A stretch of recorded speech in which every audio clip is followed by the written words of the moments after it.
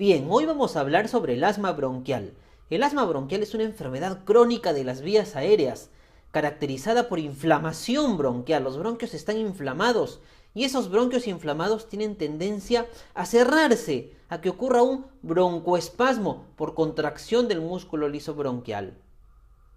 Esa inflamación y esa hiperreactividad en el asma bronquial usualmente es reversible con el uso de broncodilatadores. También en el asma bronquial ocurre cierto grado variable de remodelación a nivel del árbol bronquial.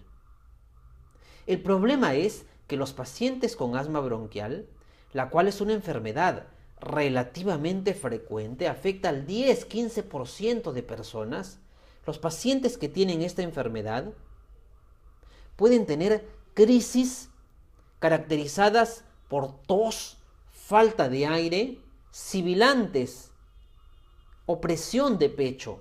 Y estas crisis pueden llegar a ser severas. Más de 250.000 personas en el mundo mueren cada año por el asma bronquial. Y en estos últimos años se ha visto que el asma bronquial no es una sola enfermedad, sino que tiene múltiples etiologías, múltiples mecanismos fisiopatológicos. A eso le llamamos endotipos. E incluso la predisposición genética al asma es variable. A eso le llamamos genotipos. Miren, el asma bronquial usualmente se presenta con tos, broncoespasmo, opresión de pecho, sibilantes. Eso se llama fenotipo. Pero por debajo de esa presentación clínica hay varios mecanismos fisiopatológicos, incluso susceptibilidad genética variable, genotipos.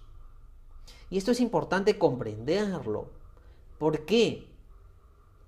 Porque en un futuro, sobre todo para los casos severos de asma, la tendencia del tratamiento es a que todo tratamiento sea personalizado, individualizado. Eso se aplica hasta en la actualidad. Por ejemplo, la mayoría de casos de asma ocurre por un fondo alérgico TH2, o sea, una inflamación exagerada en el árbol bronquial mediado por células, por citocinas del ejército TH2. Acá tenemos nuestros linfocitos TH2 que produce interleucina 4, 5, 3, 13, las cuales cuando son producidas en cantidades excesivas generan inflamación. Una de las consecuencias de esta inflamación TH2 exagerada es la producción en exceso de inmunoglobulina E por el linfocito B.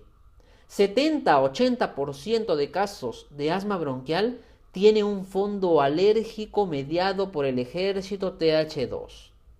En la mayoría de estos pacientes, el diagnóstico, además de las imágenes, radiografía, tomografía en algunos casos, sobre todo cuando se quiere hacer un diagnóstico diferencial, además de las imágenes, además de las pruebas de función pulmonar, espirometría, pruebas de provocación bronquial, además de esas pruebas, en todos estos pacientes va a ser útil la medición de inmunoglobulina E total y específica contra diversos alérgenos. ¿Por qué? Porque ya les dije, en el 70-80% de pacientes con asma existe un fondo alérgico TH2 y eso se determina mediante la detección de inmunoglobulina E fundamentalmente.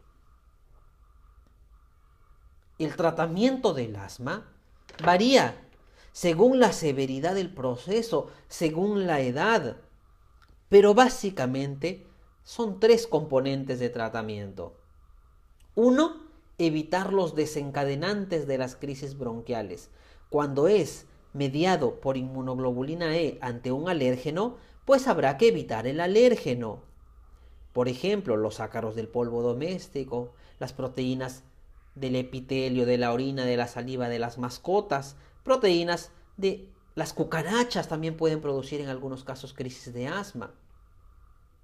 Habrá que evitar otros desencadenantes. Hay personas que se les desencadena la crisis de asma por cambios bruscos de temperatura, por el aire acondicionado, por exposición a olores fuertes, ambientadores, perfumes, talcos.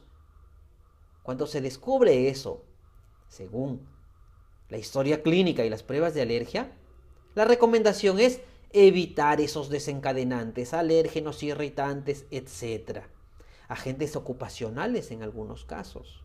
La primera parte del tratamiento del asma es la evitación del alérgeno del desencadenante. Las personas que fuman tienen que dejar de fumar. Empeora el asma bronquial, el humo de cigarro. Segundo punto de tratamiento, disminuir la inflamación bronquial. Y eso depende de la severidad del asma y de la frecuencia de crisis, de exacerbaciones. En algunos casos, basta usar broncodilatadores de acción corta para las crisis, cuando estas crisis son leves o muy esporádicas. En otros casos, cuando las crisis son persistentes o cuando los síntomas son persistentes o se evidencia un grado de inflamación permanente, pues habrá que utilizar corticoides inhalados para evitar los efectos adversos de los corticoides sistémicos. Y así, hay muchas herramientas terapéuticas para bajar la inflamación bronquial. Corticoides inhalados, beta-2 agonistas de acción corta y larga, antileucotrienos, medicamentos biológicos dirigidos a neutralizar mediadores inflamatorios. Por ejemplo, en el caso de un asma severa refractaria al tratamiento convencional, con un exceso de inmunoglobulina E en la sangre del paciente, se ha diseñado un anticuerpo monoclonal llamado omalizumab, y hay otros más que están en investigación. Es un anticuerpo IgG que neutraliza a la IgE y la disminuye, la secuestra, de tal manera que disminuye esta inflamación mediada por IgE en pacientes con asma alérgica severa. Y así hay otras terapias biológicas dirigidas a neutralizar a los eosinófilos, a los basófilos, a los mastocitos, etc. Es la segunda parte del tratamiento con medicamentos. Y la tercera parte del tratamiento para pacientes con asma, en aquellos que tienen un fondo alérgico, o sea, mediado por un exceso de actividad TH2, por un exceso de producción de inmunoglobulina E, a estos pacientes, cuando se detecta la causa de su alergia, se puede indicar inmunoterapia con alérgenos para inducir linfocitos T reguladores que inhiban a este ejército hiperactivo TH2. Linfocitos T reguladores, por aquí tengo mi linfocito T regulador, linfocitos T reguladores que inhiban al ejército TH2. Miren qué interesante. Tratamiento del asma, 3 partes. Evitar el alérgeno o los desencadenantes o los agentes irritantes, desinflamar los bronquios, inmunoterapia cuando es necesario.